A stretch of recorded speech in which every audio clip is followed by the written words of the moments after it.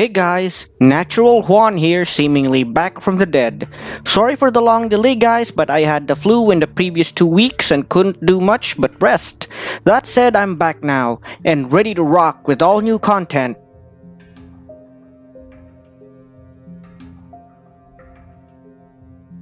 Now everybody loves a good adventure story, a tale of a larger-than-life hero overcoming overwhelming odds.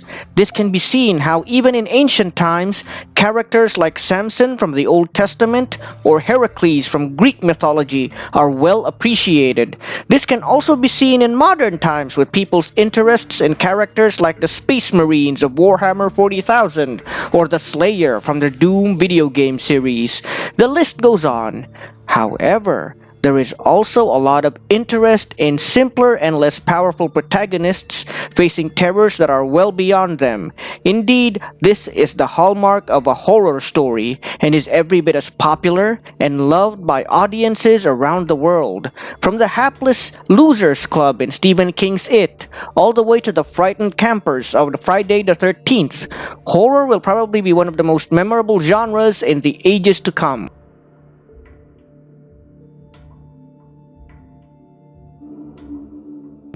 Hi, hello, and welcome again everybody to another episode of Natural Juan.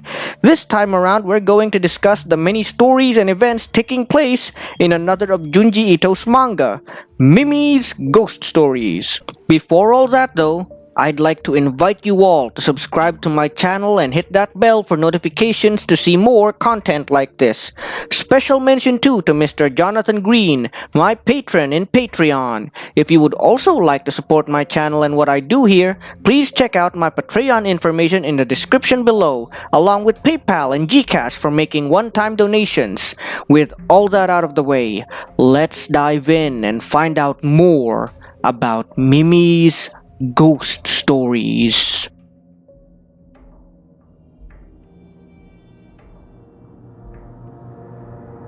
Contrary to what most people might think, Mimi's Ghost Stories, or Mimi no Kaidan in original Japanese, is not a Junji Ito original. As a matter of fact, it began life as a series of stories based on Japanese urban legends collected and compiled by Kihara Hirokatsu and Nakayama Ichiro.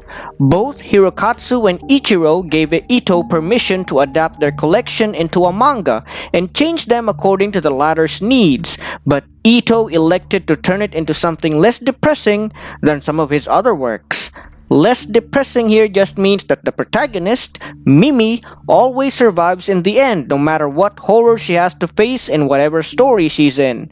That said, there's plenty of horror and danger to go around.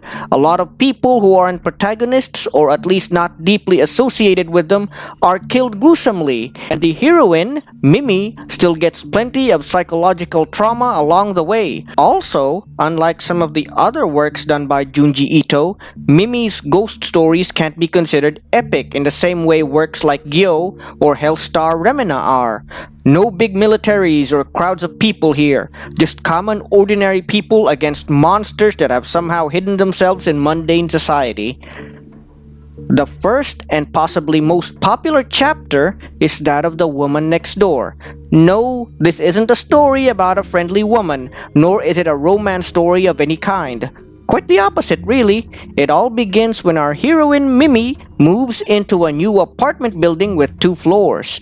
The first thing she notices is that the neighbor above her plays his music too loudly, which makes for studying very difficult. Mimi decides to confront the man in the upper floor and make him turn down his music. She then decides the man upstairs seems to be a nervous wreck and is deeply uncomfortable about the woman next door. Mimi also speaks to another resident who confirms that, indeed, there is something off about the woman next door. Before anything else can be said, the woman next door finally appears. A slim woman, covered head to toe in black with matching gloves, boots, sunglasses, and a hat. It doesn't take long until the man playing the loud music finally leaves, giving Mimi the peace and quiet she deserves, but not before telling her something disturbing. The woman next door makes no noise of any kind, even if she should, at least, be making the usual noises of work. After the man leaves, Mimi moves into his apartment and learns more disturbing details about the woman next door. She learns through a crack in the wall that the woman might not even be human at all, as her limbs appear to be metal slats instead of flesh and blood. After an extremely disturbing confrontation with the woman next door, wherein Mimi learns that the woman can also adjust her height to be nearly as tall as a house, our heroine decides to move out as well.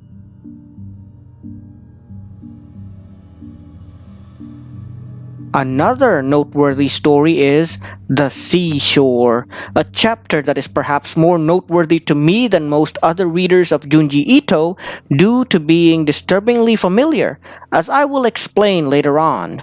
It focuses on Mimi and her friends when they go on vacation at a beach.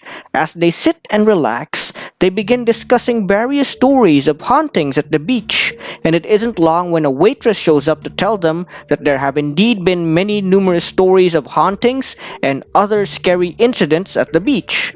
One of Mimi's friends, namely Furusawa, takes a liking to the waitress and has his picture taken with her multiple times.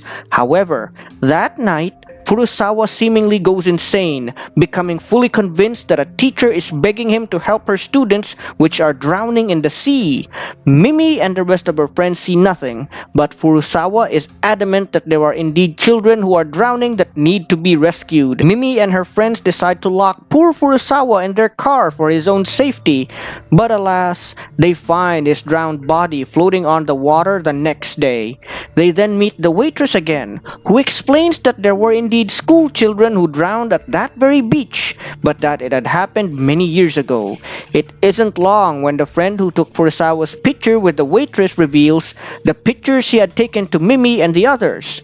In the casual pictures involving Furusawa, he is shown to be surrounded by ghostly figures who cling desperately to him, as if seeking aid. When asked about Furusawa's pictures with the waitress, who was kind of attractive, the friend tells them that he had thrown them away, implying that the waitress was more than what she appears to be, and was probably more terrifying than the ghostly school children.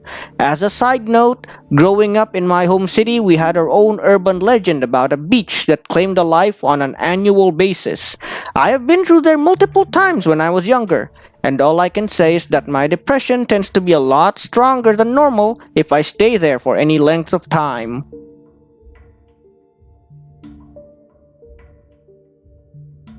One more story that seems to have stuck with me from this series is The Scarlet Circle. While it is fairly simple in its plot and build-up, it somewhat resonates with me on a personal level. In this story, a girl claiming to be Mimi's friend describes to her and her boyfriend that they had discovered a hidden floor beneath their home, a basement or cellar, if you will, that has no doors or windows, with the only notable feature being a red spot on one wall. It doesn't take long though before the alleged friend reveals her true intentions and traps Mimi in the said room so that she can have her boyfriend all for herself. As she lay trapped in the room, the spot soon expands throughout the room, revealing that it is in fact a gateway to hell. Mimi would have become a victim to it if her boyfriend hadn't had a hunch and found a way to demolish the wall where the red dot appeared. It is then left ambiguous what happens afterwards, though, as some readers might point out, at least Mimi got to survive another brush with the forces of evil, and even gets to keep her heroic boyfriend to boot. There are also a few other chapters in Mimi's ghost stories worth mentioning, such as Grave Man, where a man becomes obsessed with being watched by ghosts and poses in underwear like a bodybuilder for them. I found that particular chapter both humorous and disturbing at the same time.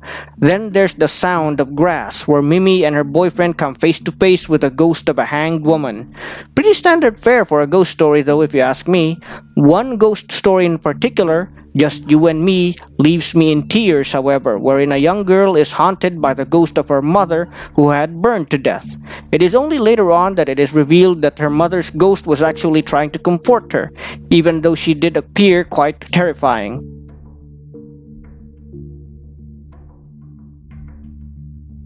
Anyway, that's it for this episode of Natural Juan. If you enjoyed this video, Please feel free to subscribe to my channel and hit that bell for notifications for more content like this. If you'd also like to support my channel and what I do here, you'll find my Patreon, PayPal, and Gcash information in the description below. Natural Juan out.